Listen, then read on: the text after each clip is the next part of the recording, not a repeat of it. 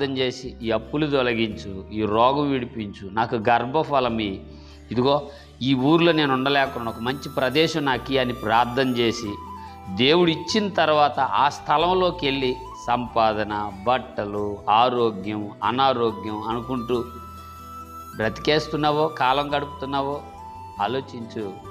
దేవుడు అంటున్న మాట, నేను నిన్ను చెరలో నుంచి రప్పించగా నీ పిల్లలు వచ్చి వారి దేశాన్ని స్వతంత్రించుకొని సంతోషముగా ఉంటారు అంటున్నాను. ఒకవేళ నువ్వు కానీ అలా ప్రార్థన చేసి మౌనం ఉంటే ఈ పూట దేవుని వాగ్దానం మాట ఏంటో తెలుసా?